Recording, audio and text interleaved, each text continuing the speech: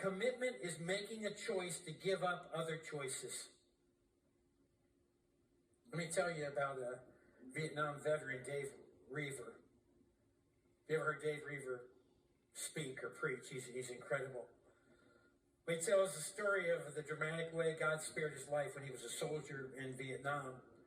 He pulled the pin on a grenade.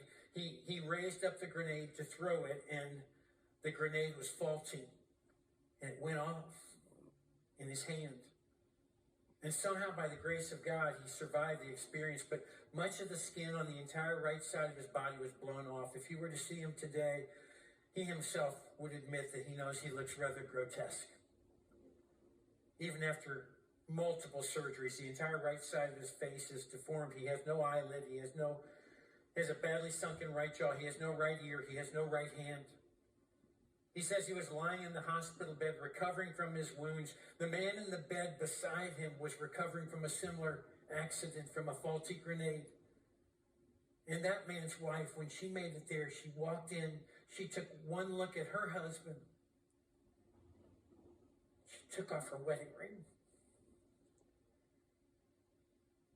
She said, "I can't deal with this," and left him. And Dave Roever was convinced that when his wife would arrive, that she would do the same thing. She came walking in the next day. When she saw him, he said, "Hey, I don't expect you to have to deal with this."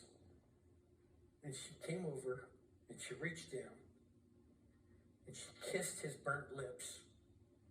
And she said, "You never were that attractive anyway."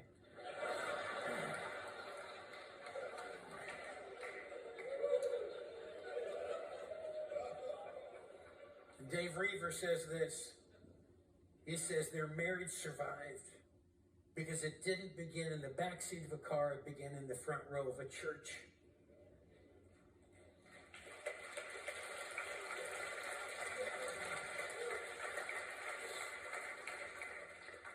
Marriage is more than a piece of paper. It's closing off all the other options. It's a covenant relationship. It is a stunning blend of love and law. Vertically committed to God, horizontally committed to each other. It is a love-driven, truth-telling, grace-giving, passionate relationship, just like Jesus Christ has with his followers and has with his church.